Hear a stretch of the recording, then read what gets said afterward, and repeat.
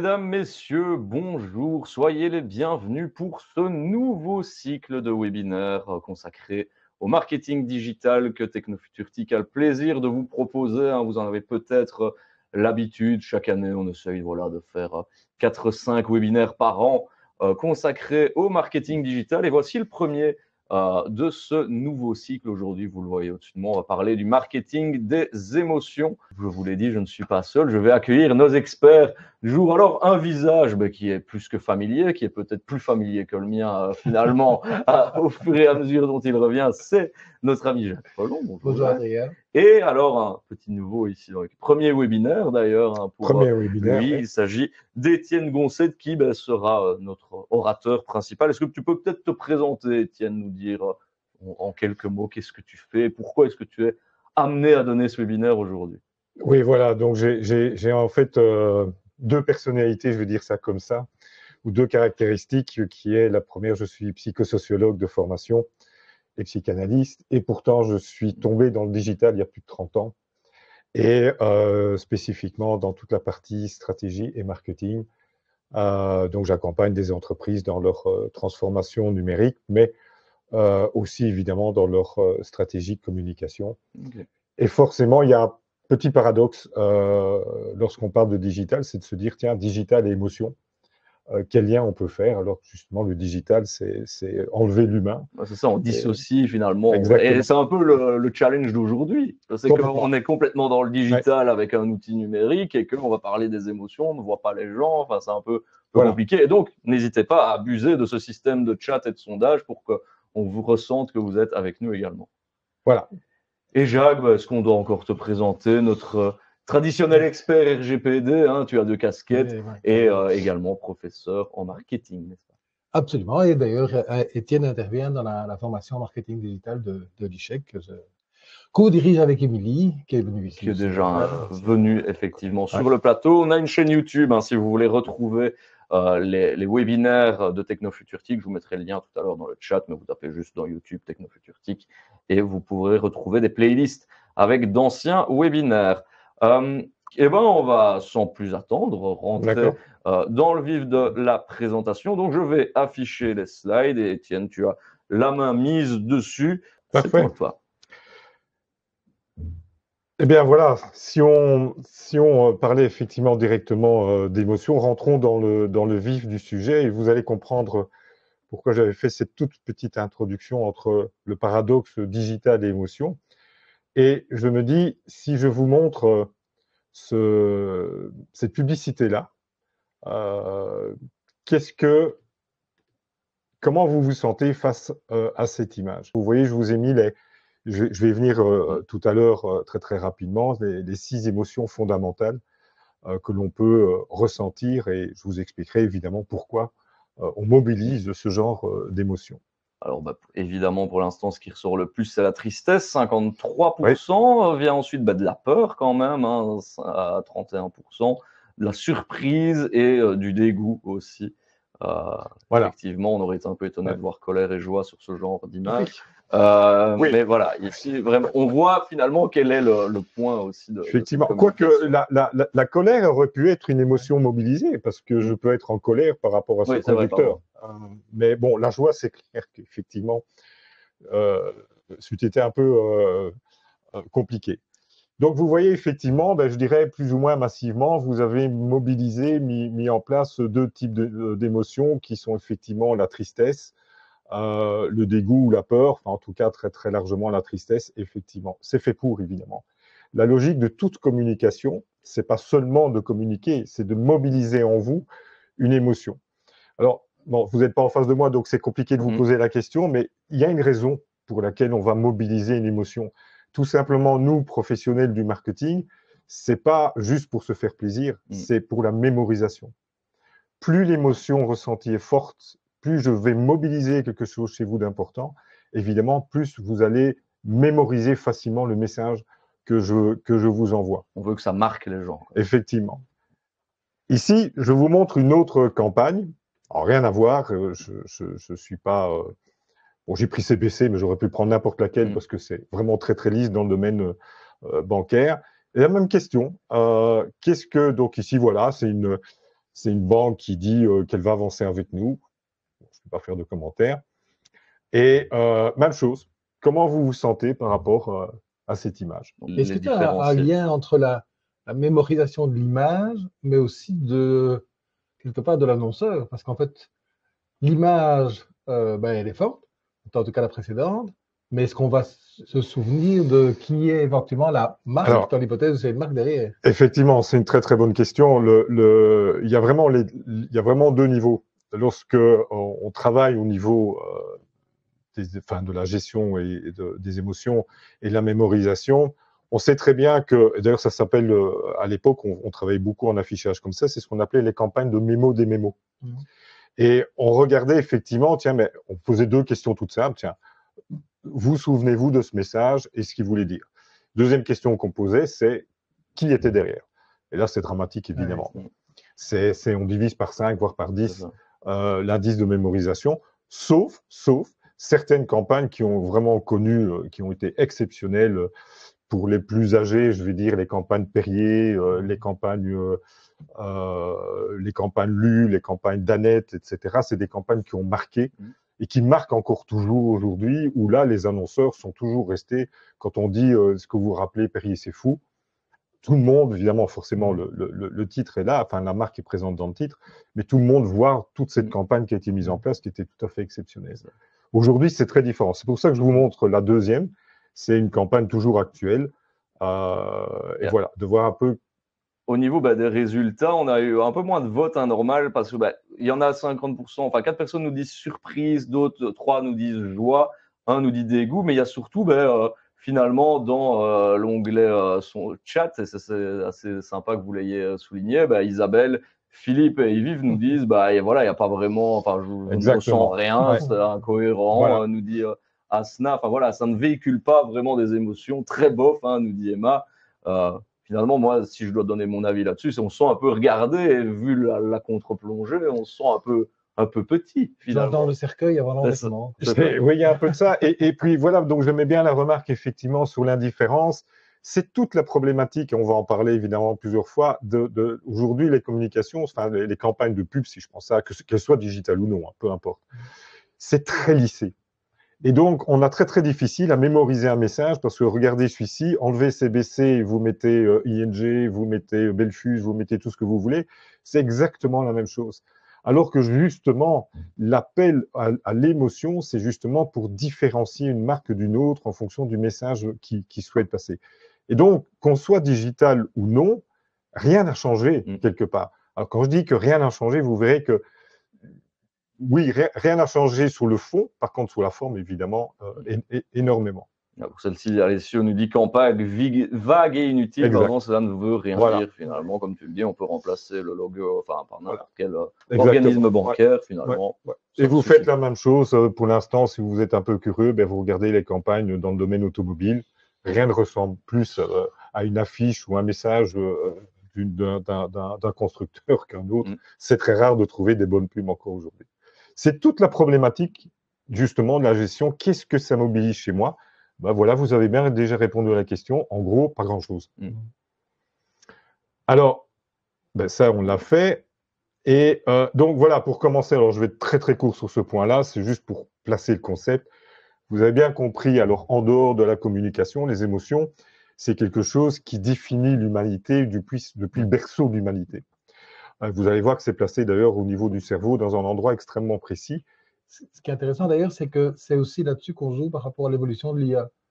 De savoir à partir de quand est-ce que l'IA pourrait devenir consciente, c'est le moment où elle manifesterait ses émotions. Exactement. Exactement. Et ce qui est constitutif et fondamental de notre humanité. Et voilà, donc, voilà, très, très, très brièvement, effectivement, les émotions ont un rôle extrêmement important. Retenez surtout adaptation. Le principe de l'émotion, c'est de m'aider à m'adapter à une situation, quelle qu'elle soit, positive ou négative. Donc, m'adapter, ça veut dire quoi? Ça va me permettre de déclencher une action. Alors, une action peut être justement une non-action, c'est de dire j'ai peur, je ne vais pas bouger, ou au contraire, j'ai peur, je vais bouger.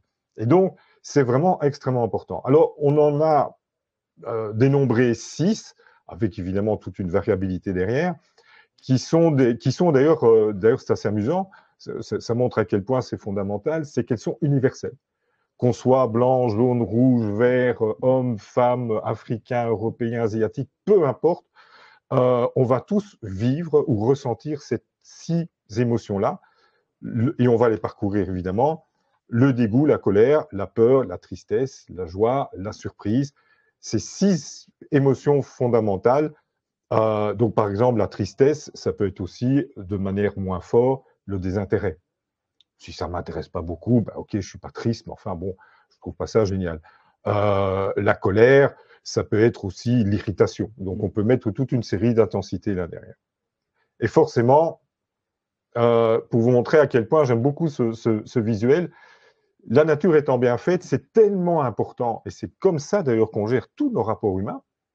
Vous arrivez dans un bus, c'est plein, vous voyez les gens autour de vous avec des visages fermés, vous n'allez pas commencer à faire de l'humour ou à rigoler.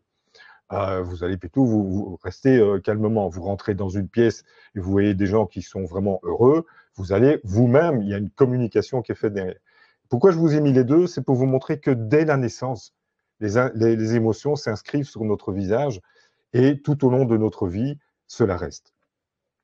Alors, une question d'Alessio, justement, qui est assez intéressante dans le chat. Je rappelle les questions, mettez-les dans l'onglet questions, c'est plus simple pour nous. Mais il dit, mais pourquoi est-ce qu'on a identifié dans ces 6 émotions qu'on voit, il y en a 4 négatives, une seule positive et une neutre, finalement. On tend finalement vers un côté qui est plus négatif. C'est assez curieux. Effectivement, les émotions, il faut bien, allez, si on fait un retour de 300 000 ans en arrière, je vais essayer de le faire beaucoup plus court, évidemment, c'est de se dire que les émotions, en fait, c'était surtout pour nous protéger. Et donc, forcément, ce qui est négatif, c'est surtout la protection. Donc, lorsque je vous montrerai des visuels, des images qui vont bien vous montrer pourquoi on peut parler de dégoût, de colère ou de peur, c'est chaque fois une attitude que nos ancêtres devaient mettre en place pour pouvoir évidemment s'adapter très très rapidement par rapport à des situations qu'ils maîtrisaient beaucoup moins que nous. Et donc, c'est clair que, comme toujours, c'est la défense, on va d'abord se défendre.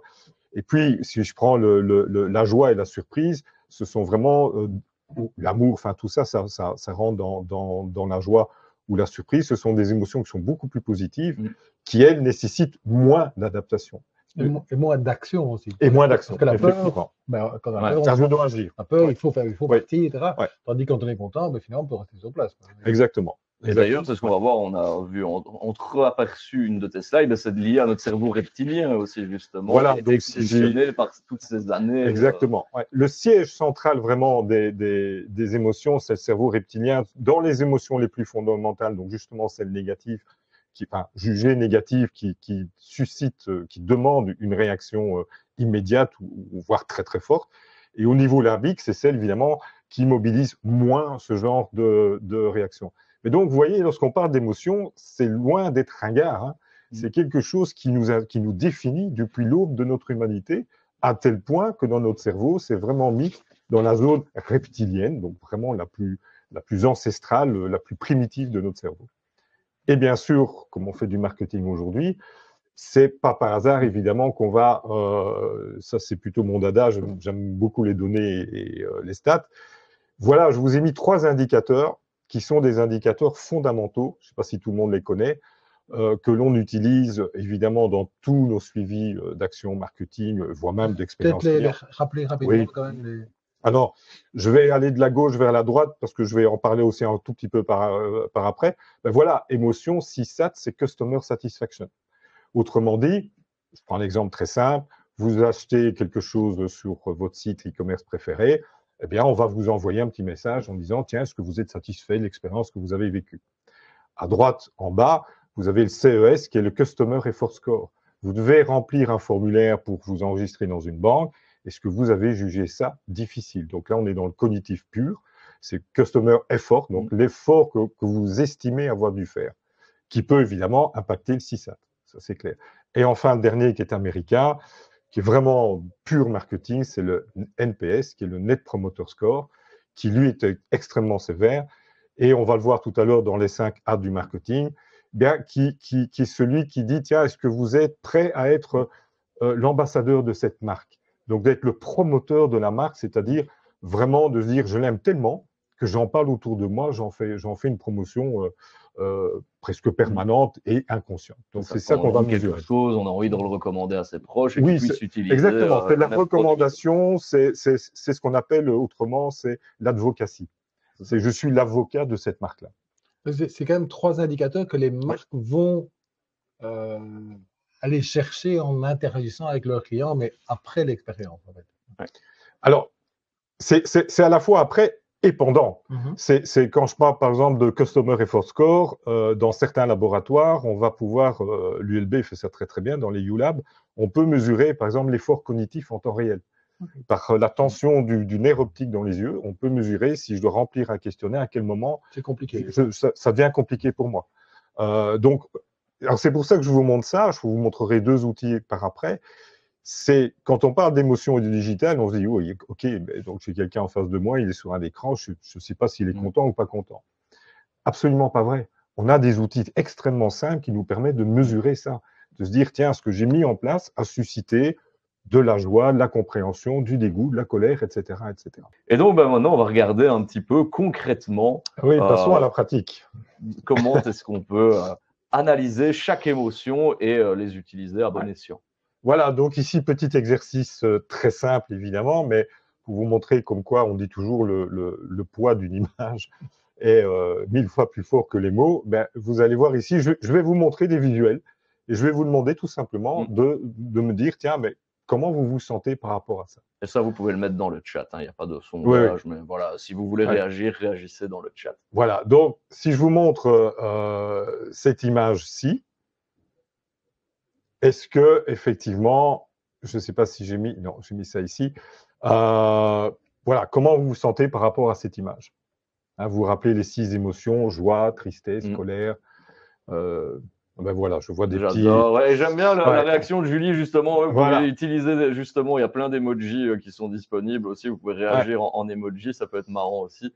Mais voilà, la joie, on adore, effectivement. Nafitiam, championne de, je pense que c'est le championnat du monde.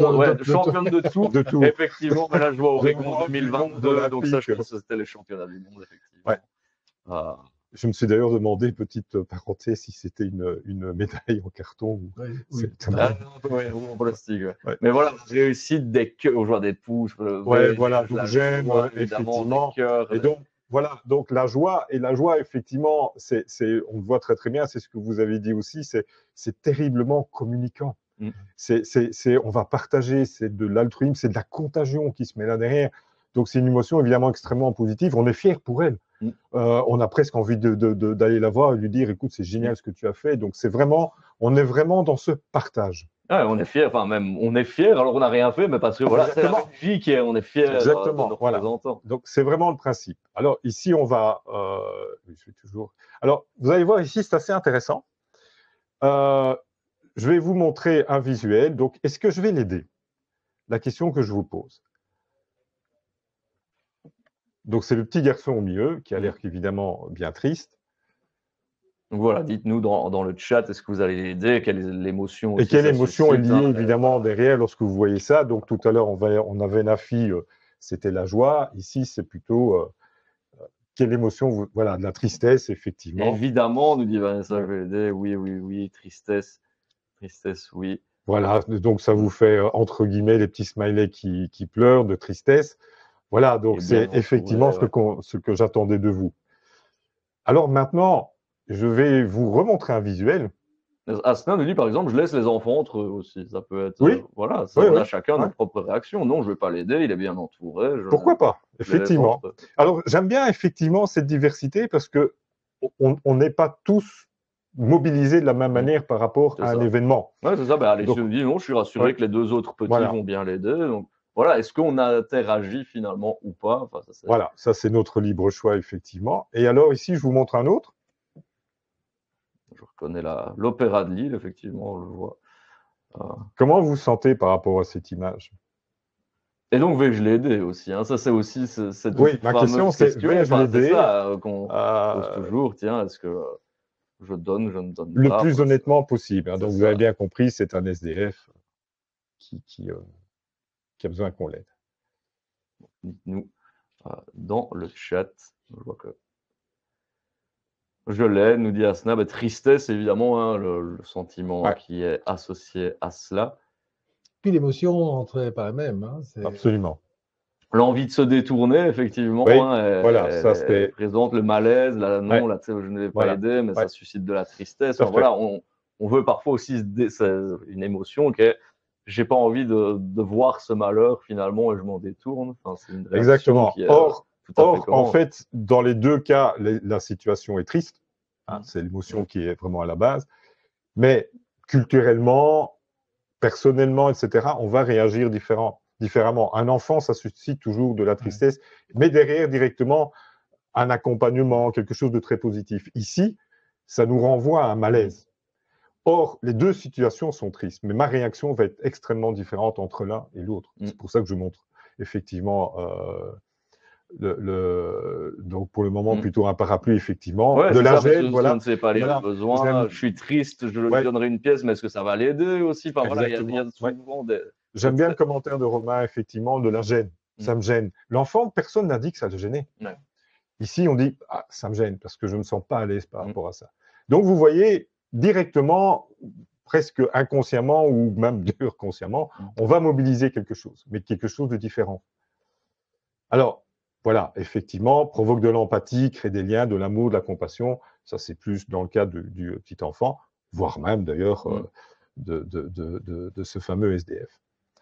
Alors, est-ce que vous avez mangé ça?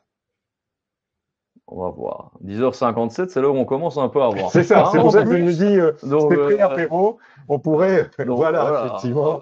Tu nous proposes, le chef Étienne nous propose un bon assortiment ici de plats bien variés.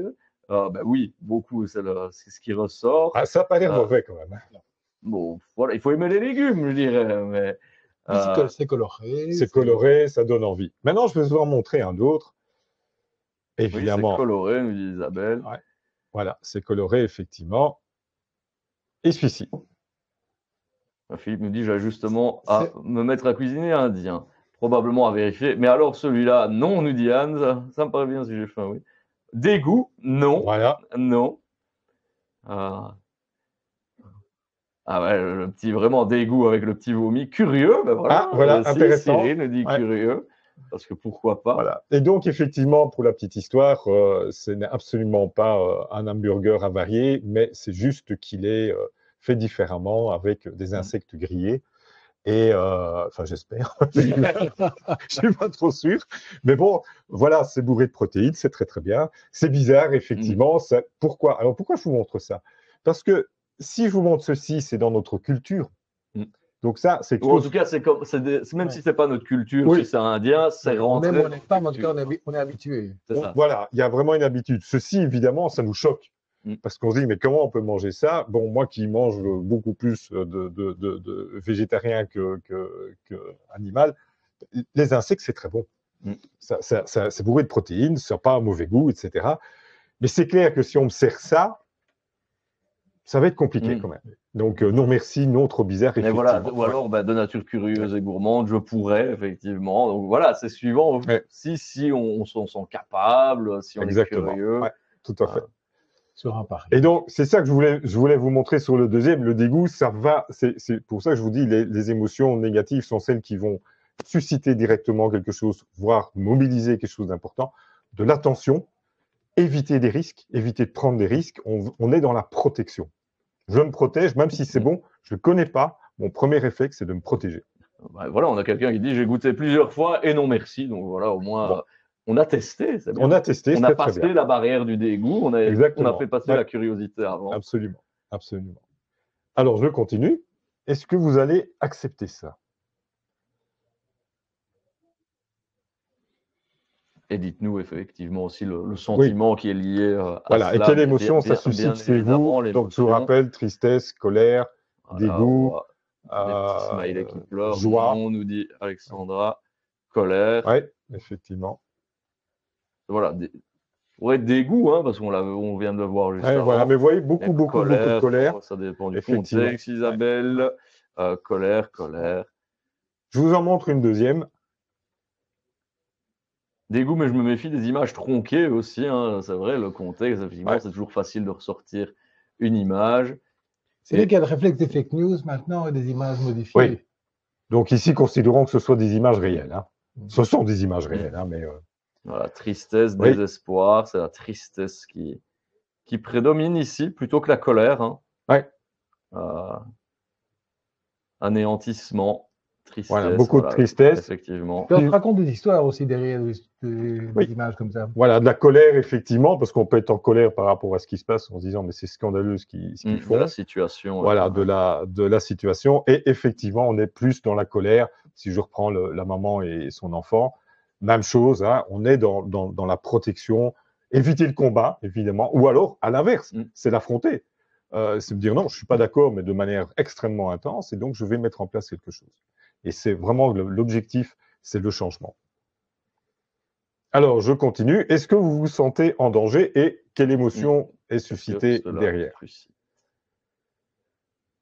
Un bien beau serpent. Il est beau, hein? Ah, il est beau. Voilà, encore une fois, c'est suivant nos affinités avec certains animaux ou pas. C'est un peu comme la curiosité tout à l'heure avec les insectes. On les mange, on les mange pas. Ici, c'est la peur. Hein, alors, très clairement, la peur, oui, évidemment. Dit, hein. Mais voilà, Vanessa dit intérêt, curiosité, oui, peur. Mais voilà, ici, on est sur un animal qui, globalement, n'a pas beaucoup de fans. Disons que si je l'ai en face de moi... L'avantage, c'est que là, on sait que c'est un animal dangereux. Par exemple, quand il y avait l'image de la dame dans les ruines de peut-être sa maison, là, on est plus dans l'imagination, en disant, mais qu'est-ce qu'elle fait là? Pourquoi? Machin, etc. Ici, c'est plus... Ici, c'est frontal. Justement, ici, voilà. Quand je vous montre ceci, c'est une image que j'adore. C'est une vraie image pour le coup? C'est une vraie image pour le coup. C'était à l'époque Bush qui était allé, je ne sais plus quelle visite il était allé faire. Je trouve cette image géniale. Voilà, oui, quelque part, c'est rigolo. Parce qu'effectivement, on voit que les deux personnages ont peur l'un de l'autre, de la même manière, en fait. Ils ont aussi peur l'un que l'autre de se retrouver ensemble. Et donc, effectivement, ici, la peur... Alors, si je reprends le serpent de tout à l'heure, c'est réagir très vite. C'est à un danger. Préparer à la lutte ou à la fuite, effectivement, évidemment, apprendre et à se mettre en sécurité. Donc, vous voyez que chaque émotion a une fonction.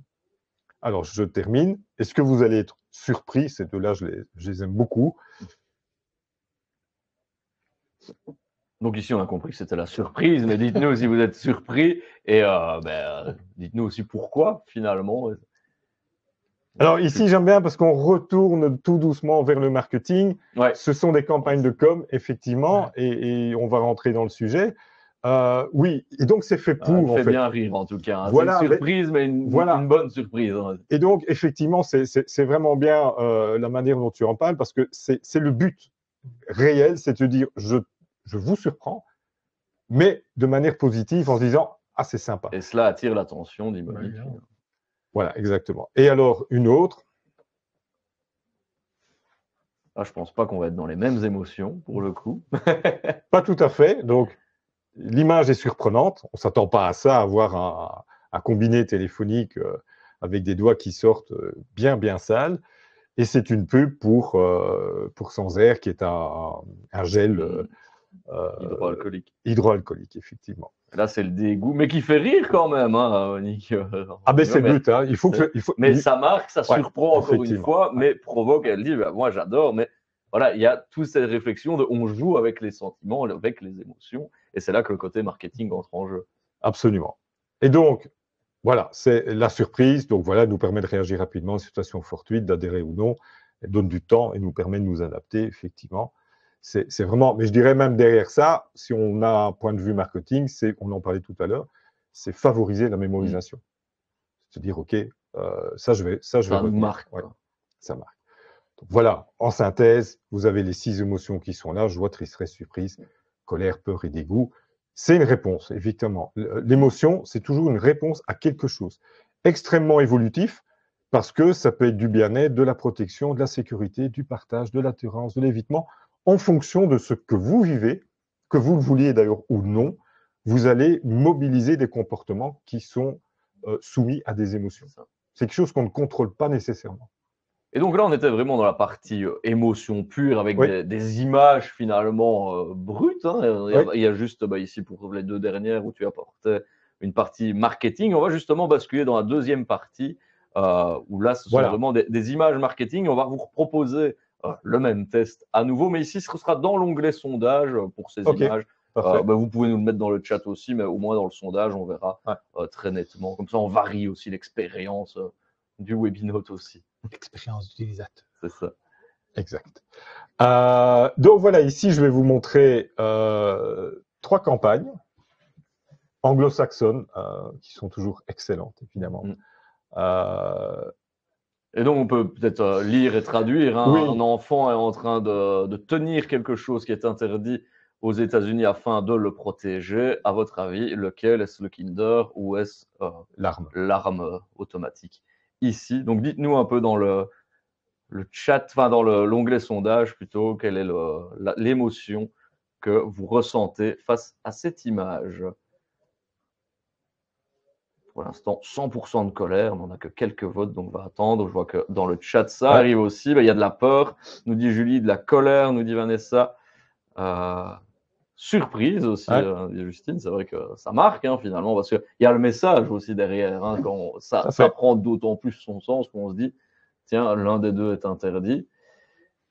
Oui, parce que l'image est forte et donc finalement, on voit l'image et c'est quand dans le deuxième temps, on commence à regarder. Voilà, effectivement. Donc, c'est très juste ce que tu dis. Il y a vraiment 2 visions. Il y a une vision première où on ne comprend pas. On se dit, mais qu'est-ce que c'est que cette histoire? Et puis on lit et on ne comprend toujours pas. Et puis après, on prend du temps en se disant, ah, mais oui, j'ai compris le message. En fait, c'est une association de mères, de mamans, qui effectivement demande de mettre en place justement des communications qui ont du sens et non pas des communications juste pour info. Ce qui est interdit effectivement aux États-Unis, c'est les Kinder Surprise. Et pas les armes. Et pas les armes. Vous avez même maintenant des armes Barbie aux États-Unis, c'est assez affolant. Et j'aime bien les commentaires qu'on a reçus. Asna dit tristesse et colère, parce que où est-ce que va le monde finalement une fois qu'on lit ce message en se disant tiens, les armes sont en libre circulation, mais pas un Kinder Surprise. Mais d'un autre côté, il se dit il y a la joie et de l'espoir de voir qu'une très bonne campagne, que ça peut marcher et qu'il faut régler ce gros problème. Exactement. Donc j'aime beaucoup ce commentaire parce qu'effectivement, c'était un peu l'objet de ma participation aujourd'hui, c'est de vous montrer à quel point les émotions, et donc bien être conscient de ça, c'est fondamental dans le domaine du marketing. Et on voit vraiment, je reprends le sondage. Et même du marketing politique, d'ailleurs. Parce qu'on voyait Bush, et du marketing politique, oui. On voyait Bush tout à l'heure, ça me rappelle, juste après le 9/11, il y a une campagne qu'ils ont beaucoup utilisée dans sa deuxième campagne, où il prenait un enfant dans ses bras. Oui. Et on a utilisé cette vidéo partout pour finalement dire que peut-être qu'il était quand même humain. On pouvait avoir des doutes à l'époque. Oui. Et donc, dans le sondage, maintenant, il est humain. je reprends le sondage, colère qui prédominait, surprise et tristesse. Oui, également. Voilà, donc vous êtes vraiment là-dessus, c'est colère, surprise, tristesse. C'est l'objet de cette campagne. C'est pour ça qu'ils ont très très bien travaillé. Je vous en montre une deuxième, beaucoup plus amusante évidemment. Pour Whiskas, et je vous active le sondage, mais voilà, si vous voulez le mettre dans l'onglet de chat, vous pouvez aussi. Comme ça, avec le sondage, on a une vue plutôt globale de tout. Donc d'un mignon petit chat qui chasse une antilope ou une gazelle. Et voilà, et le but évidemment, c'est de vous faire sourire et voilà, c'est Whiskas qui dit que ça réveille les instincts du chat, de félin du chat, et que donc en fait il n'a peur de rien. Effectivement, c'est la joie qui prédomine. On a eu un petit bonhomme mort de rire de la part de Justine, et un peu de surprise aussi finalement, parce qu'on ne s'attend pas à avoir un petit chat aussi, un petit chaton qui court après une antilope. C'est ça. Voilà, donc effectivement, c'est le même principe. Et puis alors une petite dernière que j'aime beaucoup aussi, parce que celle-là, elle est très dans notre culture digitale. Et donc, pareil, je vous ai réactivé le sondage avec, entre parenthèses, donc c'est mis CRS. Et donc, effectivement, liker, ce n'est pas aider. Et donc, c'était pour des campagnes, évidemment, pour collecter des fonds afin d'aider. Parce que du coup, ici encore, les enfants victimes de la guerre, au-delà de l'image, il y a le message derrière, ça se lit, comme Jacques le disait, en 2 temps. C'est d'abord, on se dit, je ne comprends pas trop ce que c'est, et puis une fois qu'on lit le message, ça percute d'autant plus. Tout à fait. Et alors, ce que j'aime beaucoup ici, c'est plus mon côté psy, alors qui prend le relais, c'est qu'en fait, c'est fait pour nous sentir coupables. Ouais. L'objectif, c'est ça. Alors, il y a de la tristesse, évidemment, il y a de la colère, surprise, pourquoi pas, dégoût, bien entendu. Mais derrière, c'est vraiment de se dire, moi aussi, je le fais. Moi, je suis comme ces pouces, là. Ça m'arrive souvent peut-être pas de liker ce genre de visuel, mais en tout cas de me dire, mais oui, je dis, ah bah oui, effectivement, de rester passif. Et c'est vraiment le but de cette campagne, c'est vraiment de dire, mais effectivement, liker, c'est passif. Vous avez l'impression de faire quelque chose, en fait, vous ne faites rien. Vous n'aidez pas. Or, ce dont on a besoin ici, bah, c'est d'avoir des fonds pour aider ces enfants. Tristesse et dégoût de l'attitude, hein, finalement. Complètement. Ce qui est amusant aussi dans ces campagnes, c'est que c'est vraiment basé sur l'image, puisque finalement, la marque, les slogans, etc., sont toujours assez petits. Oui, tout à fait. C'est vraiment sauf celui sur le sexe tout à l'heure, où là, on le voyait en grand. Mais pour les autres, des images fortes, mais finalement, ça nécessite de le faire en deuxième temps, de dire, mais pourquoi? Exactement. Donc, voilà, justement, ici, c'est à nouveau une bonne remarque. Une bonne campagne de pub, c'est effectivement, vous l'avez vu, c'est vraiment mobiliser une émotion. Mais pas pour rien. Et vous allez voir dans les 5 cas du marketing tout de suite, c'est qu'on a besoin, enfin, ce qu'on veut ici, évidemment, c'est pas seulement vous montrer quelque chose de joli ou d'intéressant ou d'honteux, pourquoi pas, c'est de mobiliser votre attention. Et pas n'importe quelle attention. C'est une attention qui va générer le 4e A, qui est le acte, que vous agissiez, que ce soit de l'e-commerce ou peu importe quoi. Et ça, je vais vous l'expliquer par après, évidemment. Et donc, voilà. Tu parlais tout à l'heure justement de fameux outils qui peuvent mesurer les émotions, parce que, comme on l'a dit, quand on voit quelqu'un, c'est plutôt facile, mais sur un site internet, par exemple, c'est plutôt compliqué. Voilà, et de se dire, tiens, mais comment moi je sais si quelqu'un qui voit mon contenu, mes images, mon post, mon formulaire, que sais-je, qu'est-ce qu'il ressent lorsqu'il est sur mon site? Vous allez me dire, j'en sais rien, à part lui demander ça comme ça. Mais donc c'est juste impossible. Or justement, non seulement c'est possible, mais c'est surtout extrêmement facile.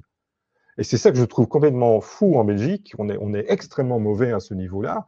Il y a plein d'outils qui existent. Je vous en montre un, mais il y en a vraiment plus. Pourquoi je vous le montre? Parce que c'est un produit belge qui était d'ailleurs une start-up Hemolytics, qui est une start-up qui vient de Louvain-la-Neuve, qui a été rachetée maintenant par une boîte gantoise. Et voilà, c'est exactement ce dont je vous ai parlé tout à l'heure. Qu'est-ce qu'ils font? Et je vais vous montrer des exemples. Il y a ces fameuses 6 émotions que vous retrouvez en bas de l'image. Alors, c'est fait en anglais ici à des fins marketing. Et c'est surtout c'est surtout adapté au marketing. Donc, il est parti de ces 6 émotions fondamentales. Il s'est dit, excited au sens anglo-saxon, c'est vraiment... comment est-ce que je pourrais le traduire? C'est vraiment, je suis extrêmement intéressé, je suis enjoué, voilà, effectivement. Alors, intéressé, c'est déjà moins. Neutre, et j'aime beaucoup celle-là, parce que dans le contenu qu'on peut mettre sur des sites, neutre, ça veut dire que je n'ai pas, c'est impossible de ne pas susciter une émotion. Et donc, la neutralité est une émotion en soi. C'est ce qu'il y avait avec l'exemple de CBC tout à l'heure, d'ailleurs, voilà, qu'on a eu. C'est ça. Inintéressant, voilà. Rien. Et donc, forcément, ça ne va jamais m'amener à l'action. Confus, ça veut dire je ne comprends pas, donc je suis dans le doute, etc. Ennuyé. Et la colère se traduit maintenant par l'irritation. Ce contenu m'énerve pour toutes sortes de raisons. Et au-dessus, vous voyez sur l'image, c'est un tout petit module. Voilà, j'espère que ça se voit suffisamment bien. Qui, en fait, vous voyez sur la première image en haut à gauche, c'est pour Delitrator, on avait travaillé avec eux. En bas à droite de cette image-là, vous avez un petit carré qui se trouve là, et c'est ce module lorsqu'il est replié. Okay. Après X secondes, il va automatiquement apparaître sur la page. Et donc, il va se déployer, je vais vous montrer dans le slide suivant, complètement devant vous. Alors, on avait travaillé aussi avec d'autres marques, le Vers l'Avenir, avec Audi. Et vous le voyez d'ailleurs sur celui de Vers l'Avenir, vous voyez le module déployé. Ouais. Et c'est tout simple, en fait, c'est ça qui est génial. Il commence toujours par, quand on utilise ça, le tout premier écran qui apparaît, donc de ce petit module, c'est comment vous vous sentez. C'est pour ça que je vous ai fait ce test tout à l'heure, ces exercices. Vous dire, tiens, vous sentez comment par rapport à ça? Et c'est à toi de répondre ou c'est lui qui Non. Donc, c'est vous qui répondez. Okay. Vous allez devoir cliquer évidemment sur un des écrans, mais je vais vous montrer tout de suite par après que c'est évidemment infiniment plus riche que ce simple écran-là. Mais toujours, quelle que soit la problématique de l'entreprise, on commence par dire, tiens, vous vous sentez comment sur cette page-là? Ça, c'est sur un site. Vous faites la même chose dans les réseaux sociaux, la même chose dans un mail, la même chose sur une newsletter. Vous recevez un mail avec une promo et juste en dessous, vous avez si je reprends ici en arrière, vous avez les 6 petits en bas et une seule phrase où il vous dit, tiens, vous sentez comment par rapport à ce mail? C'est tout. Donc, c'est d'une simplicité incroyable. C'est pour ça que j'ai mis la petite souris d'un côté, je vous montrerai l'éléphant derrière, mais ce sont des algorithmes qui tournent derrière. Alors, ça, c'est le principe, je vous le montre. Mais ensuite, voilà, je vous en montre 5 qui sont évidemment possibles de mettre en place, mais c'était pratiquement infini parce qu'on pouvait modifier tout ce qu'on voulait. Donc, le premier, effectivement, c'est comment vous vous sentez sur ce site. Et là, vous cliquez et ensuite apparaît le deuxième petit onglet. Alors ici, c'était quoi votre but? Si votre but, c'était effectivement d'acheter et qu'on voit que 60% des gens sont désintéressés, voire même en colère ou confus, vous avez un gros problème. Et donc, ça remonte directement aux informations. Et je vais vous montrer des exemples par après très rapidement. Question ouverte, qu'est-ce qu'on peut améliorer? L'âge, le genre, etc. Mais voilà, on peut vraiment faire évoluer ça en fonction de la problématique. Et donc, vous voyez, c'est vraiment extrêmement intéressant. Et on a mis en place effectivement un EmoScore, un score émotionnel, avec un benchmark national sur la Belgique, qui était à 61,4 à l'époque. Ben voilà, cette marque avait plutôt performé. Vous voyez pourquoi je vous montre ça à droite? C'est pour vous montrer que lorsqu'on fait des stats, on a toujours un problème lorsqu'on fait du qualitatif, soi-disant, des émotions, c'est du qualitatif, c'est de se dire, oui, mais j'aurai jamais assez de gens. J'aurai 25 personnes, 30 personnes, donc c'est pas significatif. Regardez ici, les chiffres, et je vous les montre, sont des chiffres tout à fait basiques que l'on a avec ce genre d'outils-là, c'est que ça génère en quelques semaines plusieurs milliers de réactions. Et donc, c'est extrêmement intéressant. Des gens qui sont satisfaits, pas satisfaits, etc. Et c'est basé sur le fait, du côté psychologique du client, c'est le fait que les gens sont d'accord de partager leurs émotions facilement. Alors, effectivement, il y avait 2 conditions. D'abord, c'est facultatif, évidemment. Ouais. Si vous ne réagissez pas, vous cliquez sur la petite croix, il disparaît et c'est terminé. Donc, c'est absolument pas intrusif. On vous dit, tiens, vous avez envie? Non, je n'ai pas envie. OK. Et deuxièmement, chose très, très importante, ils n'étaient jamais rémunérés ni récompensés. Donc ça, c'était vraiment quelque chose que l'on voulait, c'était de se dire, OK, les gens participent, mais c'est volontaire. Ils n'ont rien à gagner. Donc ça, c'était clairement dit. C'est vraiment un pop-up qui est là et on y touche ou pas. Quoi. Voilà, et donc on était toujours extrêmement surpris du nombre de gens, aussi bien positifs que négatifs, qui réagissaient à ça. Et donc ça fonctionne extrêmement bien. C'est pour ça que je le montre quand on parle de marketing digital et des émotions. Il y a des outils, plein d'outils qui existent. Utilisez-les. Ça coûte 3 fois rien, c'est quand même quelques milliers d'euros par an pour la licence. Et quand on voit ce que ça peut amener derrière comme résultat, c'est assez phénoménal. Et voilà, donc je vais ici, voilà, donc c'est effectivement ce que je vous montrais tout à l'heure, ça apparaît, puis les autres pop-up apparaissent derrière. Et puis voilà, c'est pas que ça évidemment qui va apparaître, mais vous voyez ici, on a des tableaux sur la distribution des émotions par rapport au benchmark et par rapport au sujet. Vous voyez en rouge, ou plutôt en bleu, c'est le benchmark et en rouge, c'est la marque. Et vous voyez qu'en haut, sur la cible des 20-29, puisqu'on peut monitorer tout ça, eh bien, sur la cible des 20-29, on voyait que les gens étaient assez irrités. Je vous rappelle le message qui était là, ici, derrière. C'était quoi? C'est le problème que la presse rencontre aujourd'hui, enfin, depuis maintenant, depuis que Internet est arrivé, c'est de se dire, si je veux fournir du contenu, ça va te parler à toi, Jacques, évidemment, c'est que je dois m'abonner. Sur les cibles des 20-29, les gens ont dit, ça, votre abonnement, nous, ça nous énerve. Et est-ce que j'aime bien? Vous voyez, c'est à droite, hein, c'est le deuxième, forcément non. Et vous voyez tous les curseurs sur les canaux, quel que soit le canal digital utilisé, donc vous voyez qu'on peut aller très très loin. Hein. C'est vraiment passionnant comme manière de travailler, quel que soit le canal par lequel je suis arrivé, que ce soit des campagnes, que ce soit du paid search, donc du SEA, que ce soit de l'organique, etc., etc. Nous, on détecte ça avec un cookie. désolé, avec un cookie et évidemment, on sait exactement qui est derrière, qu'est-ce qu'il a fait, etc., d'où il vient et quels sont ses objectifs. C'est là où ça devient vraiment tout à fait intéressant. Autre exemple très rapidement ici, celui-là je l'adore, pour vous montrer la limite du digital. Donc, pour faire très court, directeur du marketing de chez nous, Audi, qui nous dit, je voudrais quand même que vous regardiez, vous évaluez si les gens CES et CISAT comprennent notre simulateur. Il faut savoir que la moyenne de temps passé pour configurer une voiture sur un site, c'est entre 7 et 10 minutes. C'est beaucoup, hein, c'est très très long à l'échelle du web. Et donc, forcément, les gens consacrent beaucoup de temps. Mais parce que c'est un achat qui est conséquent aussi. Ah, mais ça, évidemment. Et il dit, moi, j'aimerais bien que vous regardiez ça parce qu'on est assez déçus des résultats et on ne comprend pas pourquoi. On a dit, OK, on va y aller. Et donc, je vous passe les détails. On met ça en place. Ben voilà, c'est celui-là avec 2903, etc. On a des milliers de personnes qui répondent, parfait, et puis on analyse, tout est bien, je pense pas, non, je ne l'ai pas mis, tout va bien, ils sont dans le vert partout, sauf un seul point, je vous le donne en 1000, peut-être répondre ici, mais je pense que personne ne va trouver, c'est tout simplement que les concessionnaires ne jouaient pas le jeu. Donc qu'est-ce qui se passe? Je configure ma voiture sur le simulateur, à la fin, outil très très bien fait, OK, est-ce que vous voulez qu'on vous recontacte? Vous voulez prendre un rendez-vous? Oui, mail automatique est envoyé chez le concessionnaire le plus proche de chez vous. Que fait le concessionnaire? Je delete. Pourquoi? C'est ça que j'adore dans mon métier. Parce qu'il veut vendre les voitures de son showroom. Évidemment. Ouais. C'est la lutte physique, digitale. Et donc, qu'est-ce qui s'est passé? Évidemment, je ne vous dis pas, le directeur de marketing n'était pas très content. Et qu'est-ce qu'il a mis en place? C'était tout ça. Ben, on lui a dit, ben, écoutez, ce n'est pas compliqué.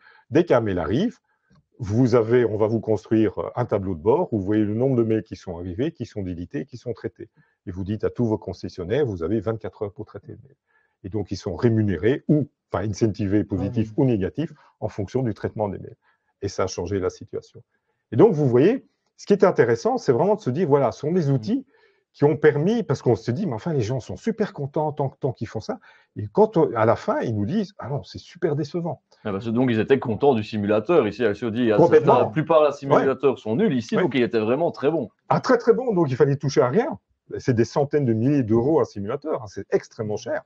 Mais ici, c'était vraiment de dire, mais en fait, tout fonctionne bien, mais vous savez, par contre, on est super déçus sur le suivi.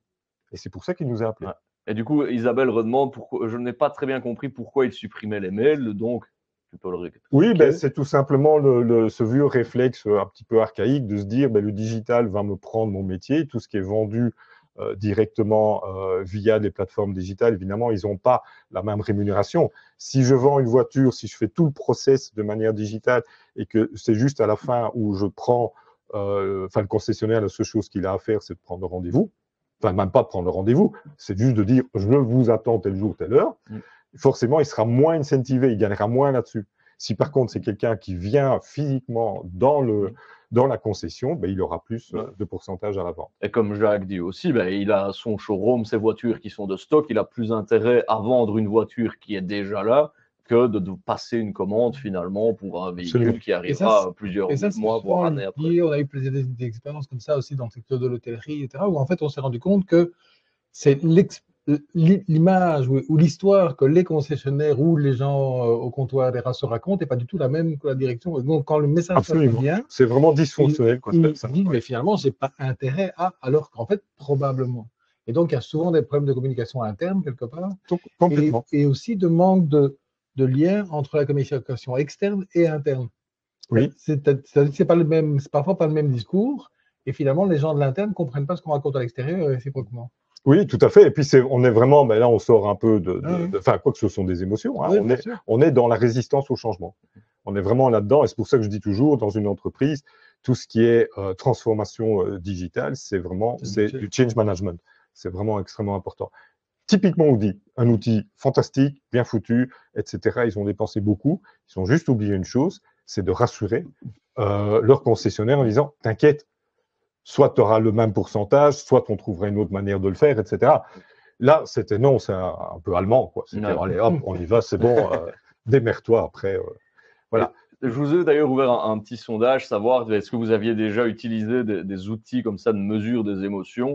Alors oui, rarement ou pas du tout. Vous ne saviez peut-être même pas que ça existait. C'est d'ailleurs la réponse qui ressort le plus pour l'instant. Je ne savais même pas que ça existait. Une personne dit je connaissais mais je n'ai jamais utilisé. Donc tu l'as dit, c'est vraiment un peu sous-exploité en Belgique. En Belgique, c'est terrible. La France, l'Angleterre, les États-Unis, ils utilisent ça, mais tout le temps. Ça coûte quelques milliers d'euros pour une entreprise, comme on dit. Ouais, voilà. Auditoron, c'est 3 fois rien. Et je trouve c'est d'une richesse d'enseignement, c'est incroyable. Or, et ce qui est bien ici, c'est qu'on n'est plus dans l'intuition. C'est ça que j'aime avec ces outils-là. On sort de l'intuition, on vient avec des preuves. Si j'ai 2500 personnes qui ont participé et j'ai 30% qui disent « moi je suis irrité », c'est une preuve. Et donc, je dois faire quelque chose. Et en plus, je sais ce que je dois faire parce qu'ils me le disent.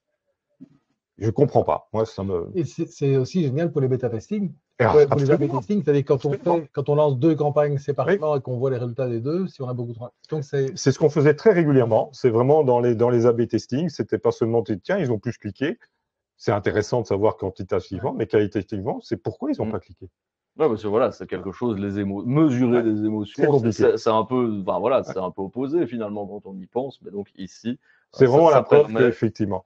Et il y a un autre outil, donc justement, dont tu voulais nous parler, lui, basé sur l'intelligence artificielle. Alors là, c'est vraiment, c'est ma petite découverte de cette année-ci. Enfin, forcément, on n'arrête pas de découvrir pour l'instant parce que on n'a pas trop le choix. Et on découvre. Ouais, voilà. C'est AI Search Grader de chez HubSpot. Alors ça, je vous invite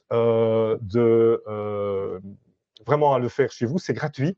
Si vous travaillez dans une entreprise ou même si vous êtes dans un secteur et vous avez envie de savoir comment vous êtes situé dans ce secteur-là, c'est vraiment tout simple. Je vais vous montrer directement. En haut à droite, vous voyez l'écran. Donc, vous allez sur HubSpot. Pas maintenant, évidemment.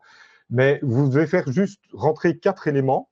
C'est vraiment de dire c'est quoi votre entreprise, dans quel secteur elle est, sa taille. Et le dernier, je n'arrive pas à me relire. Ici. Donc, nom de la compagnie, l'endroit, le produit et service et le type de compagnie. Voilà, c'est ça. Merci. Et l'objectif ici, c'est pour ça que je vous l'ai montré. Et je vous montre. Donc, moi, je travaille dans une mutualité qui est Partenamut. Et je me suis dit, tiens, je vais faire le test. L'intérêt ici, c'est pas seulement de dire vous êtes bon ou pas bon, c'est qu'à nouveau, il va mesurer ce qu'ils appellent une certaine chaleur du contenu, c'est-à-dire des émotions. Comment on parle de vous de manière émotionnelle? Alors, voilà, c'est pour vous montrer, mais je ne veux pas prendre le temps maintenant de le faire. Voilà, j'ai fait Partena.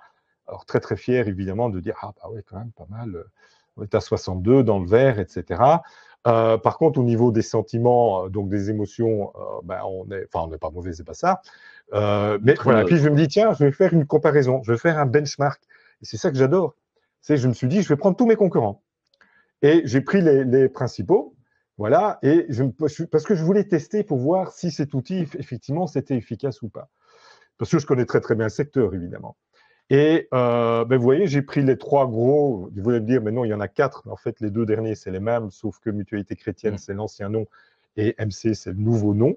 Vous voyez à quel point il faut être prudent lorsqu'on analyse des résultats. C'est aussi l'enseignement que je voulais vous partager aujourd'hui. Et quand j'ai vu ça, je me suis dit, mais oui, en fait, c'est vraiment le marché. Je suis complètement en phase avec ça. Alors, je vais l'expliquer très, très brièvement. Si je prends Solidaris, et je ne vais pas aller là-dedans, ils connaissent pour l'instant certaines turbulences, on en a tous connu dans le secteur. Effectivement, les gens, voilà, en termes de produits et de services qu'ils proposaient, ce n'était pas à la hauteur. En tout cas, la promesse n'était pas respectée. Donc, forcément, il y a eu pas mal de remontées négatives par rapport à ça. Et donc, ils sont dans le rouge. Alors, si je le fais maintenant, vous allez voir par après, ça a déjà changé. Au niveau de Mutualité Chrétienne, vous prenez le dernier, le 60. Parce que c'est celui-là qui est vraiment qui a tout un historique en termes de data derrière. Ils sont très très bons, c'est très familial, c'est vraiment tout, c'est vraiment dans la chaleur, dans l'accompagnement, etc. Et puis nous, on est aussi très bons quand même, on va pas dire l'inverse, mais surtout nous, on est pragmatique, factuel, efficace. C'est les gens qui viennent chez nous, tu as une question, tu as une réponse. Et on a un public très différent. Solidaris, et ça porte bien son nom, on est vraiment dans la solidarité. Les mutualités chrétiennes, c'est la famille. Oui, historiquement, Solidaris, c'est la mutualité socialiste aussi. Oui, c'était les deux qui s'opposaient. Absolument. Il y en a deux qui sont politiques, sauf nous qui sommes apolitiques. Et Partena, on est vraiment dans le libéral, entre guillemets, et vraiment dans une tranche différente. Et donc, ce que ces gens, vous voyez, c'est pour ça que je vous le remonte, j'ai refait le test il y a quelques semaines, 5 mois plus tard, effectivement. Vous voyez, tout ça se lisse. Donc, c'est vraiment à prendre aussi avec précaution, mais très, très intéressant. Alors, c'est des outils, évidemment, qu'on ne peut pas développer soi-même. C'est vraiment, ça vient de grosses entreprises. Et vous voyez ici, pour terminer, ce qu'ils évaluent, c'est les sentiments.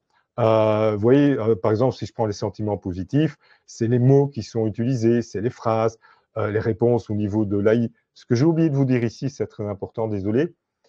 Et c'est ça qui m'intéresse aussi, c'est encore du bêta quelque chose, c'est que c'est une analyse de tout le contenu dans les moteurs de recherche utilisant l'IA et les métamoteurs. Et donc, au début, c'était uniquement chat, puis ils ont rajouté Perplexity, ils ont rajouté évidemment Copilot, etc., etc. Et donc, c'est intéressant, c'est que on voit effectivement en vert, c'est lorsque les gens parlent de vous avec émotion.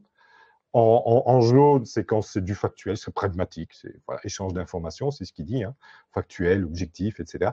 Évidemment, en rouge, c'est lorsque, effectivement, l'IA va derrière, et c'est ça qui est intéressant, mais je n'ai pas le temps de développer aujourd'hui, c'est qu'il y a des outils type celui-là qui analysent en fait le wording, hein, la manière dont le contenu est structuré, et qui remontent, tiens, cette personne, lorsqu'elle parle, elle communique, elle est en colère, elle ne comprend pas, elle est en questionnement. Et l'algorithme détecte tout ça. Vous avez exactement la même chose, et puis je termine avec ça, c'est au niveau des call centers. Aujourd'hui, chez nous, par exemple, eh bien, on utilise l'IA au niveau du call center qui va permettre de dire au conseiller, tiens, la personne, elle est plutôt dans cette tendance-là ou cette tendance-là, ce qui va permettre à un moment donné de te dire, tiens, mais en fait, elle est prête pour tel produit. Et donc, automatiquement, sur son écran, il y a un trigger qui est activé et qui amène en disant, tiens, telle personne hospitalière serait pas mal. Ok, ça c'est fou. Efficace, hein? Ça pose des questions, Jacques. Je ne peux pas m'empêcher de me retourner vers toi et de dire ça pose le problème qui va se poser par rapport à ce genre de choses, c'est bon, l'efficacité, elle est démontrée. Ça va être la transparence par rapport aux personnes concernées, notamment dans la nouvelle réglementation sur l'IA, donc l'IA Act. Il y a une volonté de transparence pour que... Alors, ce qui est très compliqué d'ailleurs, parce que quand on en parle avec les professionnels de l'IA, ils disent c'est gentil de dire la transparence des algorithmes. Le problème, c'est que quand on est en machine learning, en deep learning, même les spécialistes disent on ne sait plus ce que l'IA. Donc, et il y a même une décision de la Cour de justice il y a quelques semaines dans lequel un citoyen allemand a gagné contre Dun & Bradstreet parce qu'on lui avait refusé un crédit hypothécaire, mais il voulait savoir pourquoi. Je veux bien, mais sur quels critères et quelles pondérations, etc. Et donc, ils ont refusé parce qu'ils considéraient ça comme un secret d'affaires. Et bon, finalement, ils ont dû le démontrer. Mais c'est vrai que par rapport notamment à des call centers ou des choses comme ça, déjà, on a un message aujourd'hui qui dit la conversation peut être enregistrée. Voilà. À mon avis, on va bientôt avoir le système est généré par une IA dont vous pourrez trouver l'information quelque part. Enfin, il va aller vers quelque chose comme ça parce que c'est vrai que le consommateur peut avoir un peu l'impression d'être manipulé et c'est un peu ça à quoi sert le marketing aussi. Mais quelque part, il faudrait quand même garder une certaine traçabilité, transparence de ce qu'on fait. Alors, par rapport à Partena, nous, notre DPO était extrêmement strict et donc on a une logique de cookie consent qui est très, enfin forcément parce qu'on travaille dans la santé, donc on est quand même pisté. Hein. C'est ce que j'allais dire. On voyait Powered by OpenAI, il y a toute une logique aussi de protection de ces données-là qui sont des données ultra sensibles. Ultra sensibles. Donc ici, on a plus facile lorsqu'on est, entre guillemets, on ne fait pas de commerce, nous, mais lorsqu'on peut proposer des produits liés à l'assurance. Par contre, tout ce qui est lié à la santé, ça, c'est no way. Quoi. Ça, on ne peut absolument... Et c'est heureusement. L'inverse serait quand même extrêmement inquiétant. Mais en tout cas, outil très intéressant, dont peu de personnes avec connaissance. Donc, sujet, franchement, je vous invite à l'utiliser. C'est extrêmement facile. Alors, je vais être tout à fait honnête avec vous, parce que sinon vous allez être fâché sur moi peut-être à la fin. C'est qu'ils vont juste vous embêter parce que vous devez donner une adresse mail à laquelle on peut vous contacter. Forcément, si c'est gratuit, c'est que derrière, ils espèrent vendre quelque chose. Je vous rassure, je l'ai fait plusieurs fois, ils vont vous envoyer 2-3 mails, puis c'est fini. Okay. Ils vous laissent tranquille. Et vous n'avez pas à répondre, ils ont vite compris, c'est HubSpot qui s'adhère. Mais vraiment, si vous êtes dans un secteur, vous dites, tiens, c'est quoi mes concurrents? Alors, dernier point par rapport à ça, 30 secondes, ça a pris. Ah ouais. La réponse est arrivée en 30 secondes et le rapport complet, là je vous ai mis juste même pas 10% du rapport, c'est vraiment, vraiment très bien fait et ça ne fera que évoluer. Par rapport aux émotions, est-ce qu'il y a des émotions, puisqu'on est quand même dans le marketing digital, des émotions qui font plus vendre que d'autres? Est-ce que quelque part la peur fait plus vendre que la colère ou... Alors, en fait, ça dépend beaucoup du marché. Par exemple, j'ai beaucoup travaillé dans tout ce qui était fundraising. Et là, c'est clair, ce qu'on veut mobiliser, là, tu t'en doutes, c'est la culpabilité. D'abord, je me sens coupable de ne rien faire. Et pourquoi je me sens coupable? Pour toutes sortes de raisons. Et donc, forcément, je me sens triste. Donc, c'est culpabilité, tristesse. On est vraiment là-dedans, quoi. C'est vraiment, mais les messages sont construits comme ça. Toutes les autres émotions ne les intéressent pas du tout. Par contre, si c'est plus dans d'autres secteurs, ce qui fonctionne très bien depuis très longtemps, mais on l'a vu aujourd'hui encore, hein, c'est l'humour. Donc, c'est-à-dire la joie et la surprise. C'est vraiment les deux émotions, c'est vraiment presque les deux piliers, joie, surprise. Dans d'autres domaines, culpabilité, par exemple, ou tristesse, si je reprends l'exemple de la campagne française sur l'utilisation du GSM en voiture. Voilà, donc c'est en fonction du secteur, du type de communication, mais vraiment les gros piliers, tristesse, joie. Alors joie, on peut associer de la colère ou tout ce qu'on veut, et toujours derrière, c'est culpabilité de ne rien faire ou envie de faire quelque chose derrière. Et donc, c'est vraiment comme ça qu'on va travailler. Est-ce que maintenant, dans les agences, c'est vraiment quelque chose qui est intégré, c'est-à-dire que les créatifs, quelque part, dans leur briefing, ils vont jouer là-dessus, ils vont interroger le client et se servir de ça, ou est-ce que c'est globalement inconscient? Alors, c'était beaucoup plus présent dans les années 90, début 2000, depuis l'arrivée, paradoxalement d'ailleurs, c'est assez hallucinant, il y a plein d'études qui l'ont démontré, surtout à VAS, si vous êtes un peu curieux, vous allez chercher... Il y a Iré qui viendra dans pas longtemps. Tout à fait. Ah tu pourras lui demander, effectivement, ils ont fait une très bonne étude au niveau mondial sur comment le consommateur perçoit les marques. Et qu'est-ce qui ressort? C'est absolument passionnant. Et aujourd'hui, beaucoup moins. C'est pour ça que je vous montrais la campagne de cette banque. La tendance aujourd'hui, c'est de lisser les messages. Soyez un peu curieux, regardez, ne fût-ce que lorsque vous vous déplacez en rue, et vous regardez les affiches, et tu vas voir, elles ne suscitent plus rien. C'est plat, c'est vraiment, on se dit, tiens, mais... Le marché automobile, par exemple, d'abord, toutes les voitures se ressemblent. Elles se ressemblent toutes, la communication est la même partout. Alors, ça fait toujours un peu vieux con de dire ça, mais je reprends les communications de Citroën à l'époque avec Ségala et compagnie. Je reprends le Coccinelle ou VW chez DDB. C'était des campagnes exceptionnelles, quoi. C'est vraiment, ça gagnait tous les prix, etc. Et là, c'est clair que les créatifs, ce qu'ils voulaient absolument, c'était séduire, surprendre, susciter de la tristesse, enfin tout, ou de la joie, etc. C'est vraiment comme ça. Léo, par exemple, c'est typiquement une campagne qui a fonctionné pendant presque 20 ans. Aujourd'hui, c'est impossible. Alors, on a 20 petites minutes. Oui, c'est ce que je veux regarder. La troisième partie de ta présentation. Étienne, tu as souvent parlé justement du parcours client à plusieurs reprises et on va voir justement un peu qu'il y a des émotions qui sont liées à ce parcours en 5 phases. Absolument. Alors justement, c'est vraiment le fondamental du marketing digital. On est passé de 4A à 5A. Je vais vous les expliquer évidemment. Il y a vraiment 5 moments. J'aime bien ce terme de moment d'ailleurs, plus que de phase. Et alors, vous allez voir, c'est en fait extrêmement intuitif. Hein. Le tout premier, c'est ce qu'on appelle l'awareness. Et c'est valable pour nous tous, hein, lorsqu'on essaye de faire quelque chose, de faire la promotion de quelque chose, c'est de se dire, voilà, je veux vous vendre des chaussures, vous ne me connaissez pas. La première chose que je dois faire, c'est me présenter. Arriver à votre conscience. Alors, j'aime beaucoup le parapluie jaune dans cette marée de rouge, parce qu'évidemment, comment je fais l'awareness, c'est toutes les pubs que je vous ai montrées, c'est forcément, je vais déclencher une émotion chez vous. C'est la toute première fois que je vais le faire. Mais se dire, tiens, ah oui, je ne connaissais pas, ça m'intéresse. Enfin non, je ne connaissais pas ces chaussures, ça c'est le premier. Il ne s'est encore rien passé. Le deuxième... Tu l'as teasé, ça m'intéresse. Ça m'intéresse. Voilà. Et forcément, je vous ai mis Apple, ça je ne pouvais pas passer à travers, se dire, ah ouais, ça j'en ai envie. c'est susciter l'envie. C'est vraiment ce deuxième mouvement. Ils sont indispensables quand on fait des campagnes de marketing. Il faut toujours avoir ça à l'esprit. Le troisième, et c'est là où le digital rentre évidemment en plein pot dans cette troisième phase, c'est de se dire, ben, OK, je ne connaissais pas, ça me séduit, j'ai envie de ce machin, mais je vais quand même interroger mes amis, mes réseaux, quand même chercher des infos, je vais aller sur le site, des blogs, enfin, etc., etc. Donc, c'est une phase qui peut être très, très longue, voire très courte. Si je dois acheter une bouteille de lait, ça ne va pas prendre beaucoup de temps. Si je dois acheter un gros applicatif, c'est clair que ça peut prendre des mois. Quatrième phase, évidemment, j'aime beaucoup cette image, c'est évidemment le acte. Alors, ce n'est pas acheter nécessairement, pas que. C'est acheter, bien sûr, mais c'est aussi m'inscrire à un webinaire, remplir un formulaire, participer à un concours, etc. C'est lorsque je passe à l'acte de quelque chose. Et enfin, le dernier, on en parlait un tout petit peu tout à l'heure, c'est l'advocacy, avec notre brave Georges.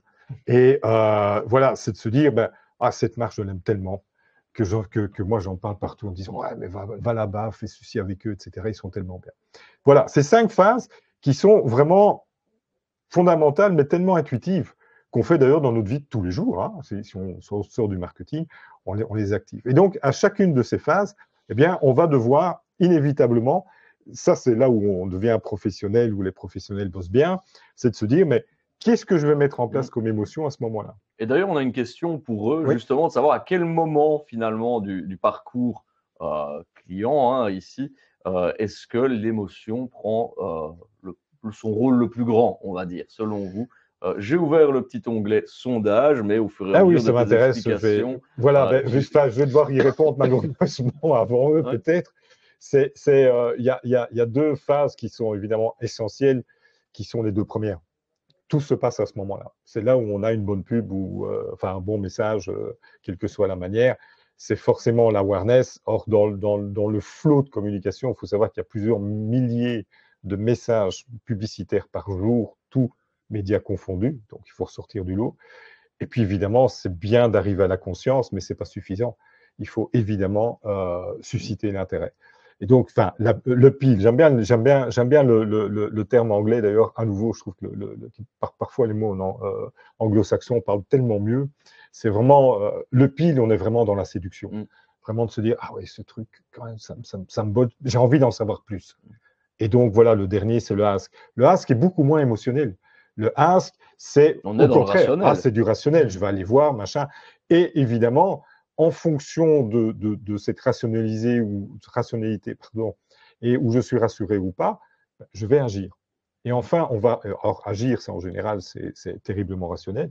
Et enfin, c'est l'advocacy, évidemment, où on va retrouver l'émotion, où on est vraiment dans cette logique de dire j'aime, j'adhère, etc. Et là, c'est purement émotionnel. Et effectivement, pour eux, awareness est là où l'émotion, finalement… Tout part de là, c'est logique. Ouais. Parce que si ça ne marche pas, il n'y a rien derrière. Ouais. Mais rappelez-vous la pub de la voiture que je vous ai montrée, pas de la voiture, de la banque que je vous ai montrée. Voilà. Ce qui va me faire, où je vais me dire, tiens, j'ai envie d'en savoir plus. Pas grand-chose. Et puis voilà, je parlais d'émotion, mais à nouveau, rappelez-vous tout à l'heure, on ne réagit pas nécessairement tous de la même manière. Je vous ai montré celle-là parce que c'est vraiment le comble du consumérisme. Voilà, c'est les fameux Black Friday. Hein. Ben voilà, je peux être irrité en me disant, mais enfin, non, c'est pas possible. Les gens peuvent se battre pour une TV. Quoi. Ou alors, confus, de dire, je comprends pas, ça me dépasse complètement. Ou à l'inverse, de dire, mais c'est génial, je vais faire des bonnes affaires, j'y vais. Moi, ça me dérange pas, la fight, j'en ai envie, j'ai envie d'être là-dedans. Voilà, à chacun va réagir d'une manière bien précise, sauf que le fil rouge, ici, ben, c'est forcément le prix. Black Friday, on part de là, c'est un message promotionnel, en sachant que ça peut susciter des choses différentes. Il faut voir les vidéos qui tournent là-dessus, c'est assez amusant. Alors, on en a parlé tout à l'heure, donc je vais aller très très vite, vu le peu de temps qui me reste. Il y a vraiment, lorsqu'on parle de KPI, hein, ces fameux indicateurs, il y en a 4 qui sont fondamentaux, je les ai expliqués tout à l'heure. NPS, CSAT, vous êtes vraiment dans l'émotionnel. Par contre, vous en avez 2 autres qui sont beaucoup plus rationnels, même si on parle de cognitif avec le Customer Effort Score. Le CVR, c'est le taux de conversion. C'est Conversion Rate, qui est quand même celui, je l'ai mis en bas, je pourrais le mettre en haut, qui est quand même le fondamental. Moi, je fais du marketing. Quand je fais du marketing, mes clients, ben, forcément, ils me disent, c'est pour vendre. Hein. Donc, tout ça, c'est très bien, pour autant qu'on arrive à vendre. C'est le but. Hein. Et puis, voilà ce que nous a demandé, et je vous ai pris des exemples avec 6 marques différentes sur un seul slide, je vous rassure. C'est ce qui a changé, en fait, maintenant, c'est que jusqu'à l'arrivée du web, la notion qu'une marque soit attrayante, intéressante et engagée n'avait pas du tout la même définition. Et vous allez comprendre. Le principe, c'est quoi? Qu'est-ce qui a changé lorsque le web est arrivé? Avant, hein, le web est arrivé en Europe et en Belgique en particulier vers 89-90, ben, la marque avait tout le pouvoir. C'était les grands médias classiques. Voilà, j'avais rien à dire, je regardais, j'étais passif. Après, tout a changé. Parce qu'il y a les réseaux sociaux, parce qu'il y a les formulaires en ligne, parce qu'il y a les blogs, parce qu'il y a tout ce qu'on veut. Et donc, forcément, le consommateur a pris le pouvoir. Et d'ailleurs, on les appelait plus les consommateurs, mais les consommateurs. C'était vraiment ça la définition. Ça, c'est la première dimension. La deuxième, c'est qu'avant, hein, c'est le fameux Mad Men, enfin, moi j'ai connu ça hein, quand j'étais plus jeune, c'était vraiment le stratège, c'était le contenu sous expertise, c'était moi stratège en agence, c'est moi qui sais ce qu'il faut faire, ce qu'il faut dire. Complètement différent maintenant. Alors j'ai mis contenu sous influence parce que effectivement les influenceurs ont pris, mais pas que, c'est nous tous lorsqu'on commande quelque chose, commente quelque chose, ben, c'est clair que ça va influencer. Et donc le paradigme a complètement changé. Et enfin, le troisième, c'était la marque imposait sa communication. J'avais strictement rien à dire si ce n'est le courrier du lecteur. Et puis maintenant, c'est moi qui dispose. Je like ou je dislike, c'est moi qui choisis. Et la marque, elle est obligée d'obéir. Et surtout de faire attention à ça, ce qu'elle ne voulait pas. Ce qui a créé d'ailleurs un fameux paradoxe, c'est que, et Havas le montre très très bien aussi, c'est que jamais depuis que le web est arrivé, la distance n'a été aussi grande entre le consommateur et la marque. Plus de 60% des gens ne veulent plus que la marque communique vers eux. Ce qu'on appelle vraiment ces gens qui sont en dislike par rapport. Donc c'est don't talk to me. C'est vraiment ça. C'est OK, de toute façon, je te crois pas. Ne pas être dérangé. Voilà. Donc en termes d'émotion, c'est pas très bon. Et le fait que les consommateurs regardent plus leurs copains que les marques. Absolument, oui. Les influenceurs au sens le plus large du terme, quoi. Il y avait une étude d'Havas aussi là-dessus, en disant qu'en fait, quand les gens voyaient dans les gens TripAdvisor, etc., ne serait-ce qu'une ou deux remarques négatives, c'était mort. C'était bon, c'était fini. Ouais. Et donc, on voit vraiment toute la différence entre avant et après. Et donc, voilà, je vous l'ai mis de manière, quand je dis attrayant, c'est quoi? Ben voilà, je vous ai mis 6 marques ici, très très connues. La dernière, peut-être un peu moins, c'est Triodos, c'est une banque morale. Bon, après, on verra bien. Mais vous voyez, ici, vraiment, quand on dit attrayant, ben, voilà. Attrayant, ça veut dire quoi? Ça veut dire à la fois good looking, effectivement, c'est beau, quoi. Un Mac, Apple, c'est une belle marque. Attrayant pour Google, tout simplement parce que c'était les plus malins, sont toujours les plus malins. Maintenant, avec l'IA derrière, tout est remis en place. Solidaris, attrayant, ben aussi parce qu'effectivement, on a cette notion de solidarité.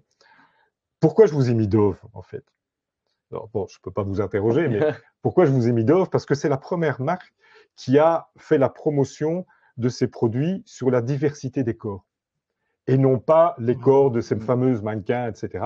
C'est des petits, c'est des grandes, ce sont, en général, c'est des femmes. Hein. Ce sont des femmes plus en forme, enfin, avec plus de forme plutôt. C'est des femmes qui ont des problèmes de peau. Et en fait, ils communiquent en disant, ben voilà, on est tous différents. Et c'est génial. Après, d'autres se sont mis là-dedans, mais c'est les premiers qui l'ont fait. À l'époque, Tesla, aujourd'hui, c'est plus discutable, mais à l'époque, Tesla, énorme personnalité, c'est vraiment un game changer, Tesla. Or, les voitures électriques existaient bien avant, mais ils ont complètement cassé les codes. Et Triodos, voilà, moi je veux une banque morale qui investit de manière éthique, etc. Donc le côté attrayant est très important. Mais, et c'est ça où je veux en venir aussi, c'est cette notion où ce qu'on appelle attrayant ou authentique, regardez comment on communiquait dans les années 60. Imaginez ça aujourd'hui. Je prends que celle de droite. Tu veux dire qu'une femme peut ouvrir ça?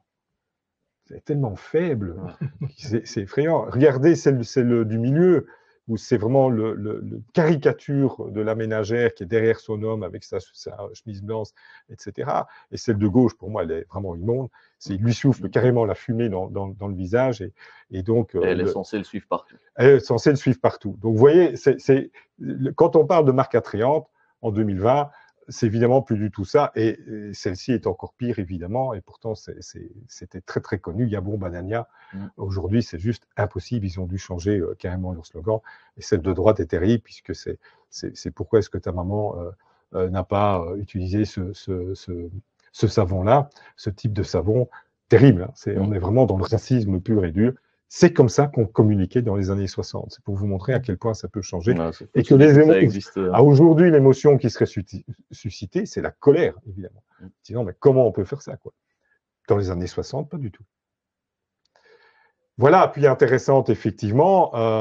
Voilà, pour aller rapidement, toujours les mêmes marques. Quand je dis intéressant, ça veut dire que c'est pour ça que je vous montrais ce personnage-là. C'est un prof ou un comédien qui raconte une histoire à des enfants. Aujourd'hui, ce qu'on nous demande, ce n'est pas de vendre des produits, c'est de raconter une histoire. C'est ce qu'on appelle le storytelling.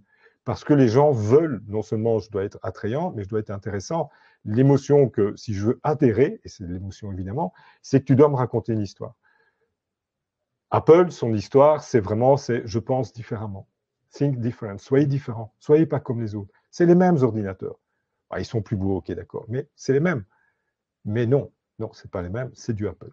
Et donc forcément, enfin, je dois pas vous le décrire, c'est comme ça.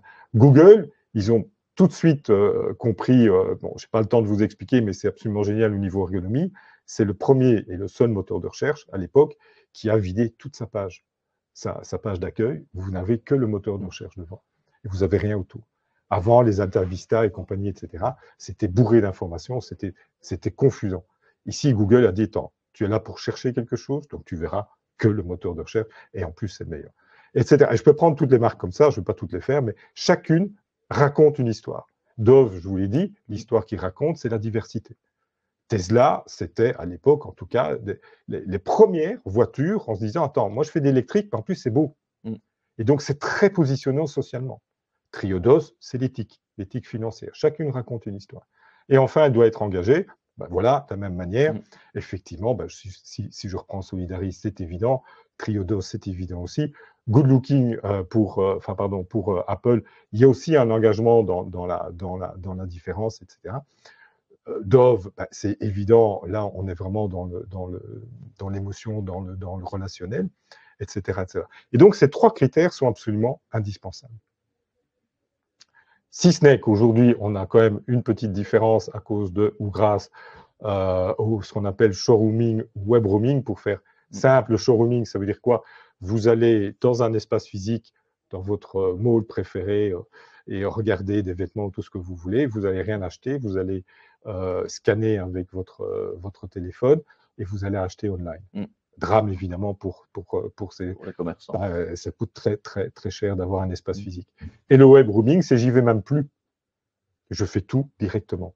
Alors, bête exemple ici. Voilà, 3 expériences différentes pour une même marque. Je vais faire mes courses physiquement dans l'espace. Je vais faire mes courses full online, c'est en bas à gauche sur leur site. Ou je vais dans je vais dans un magasin, donc c'est ce qu'Amazon fait. Et autres d'ailleurs, parce que ça arrive beaucoup en Europe, c'est ces fameux magasins où il n'y a plus personne à l'intérieur. Voilà, vous faites tout seul. Il n'y a plus de caisse, il n'y a plus de caissière, il n'y a plus rien. Et ça fonctionne très, très bien. Et donc, vous voyez, à chaque fois, en termes d'expérience, d'engagement et d'émotion, ça va être extrêmement différent. Et nous, professionnels du marketing, ben, on doit tenir compte de tout ça et on doit le mesurer. C'est pour ça que je vous ai mis ce fameux CES, CSAT, et on a des outils pour le faire.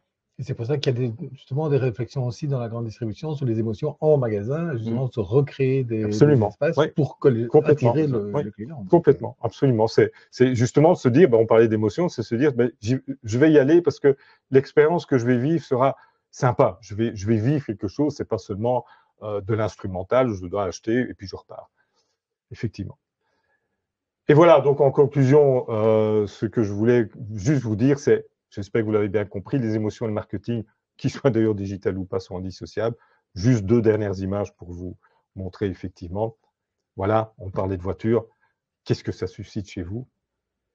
Pas grand-chose. Pas grand-chose. Elles sont comme nous déjà, qu'elles sont toutes les mêmes. C'est toutes les mêmes, c'est du factuel. C'est juste vous dire, vous avez 6 000 € de bonus, qui est super. Okay. Voilà, mais c'est pas pour ça que je vais l'aimer, etc. Si par contre, celle-là, je l'adore.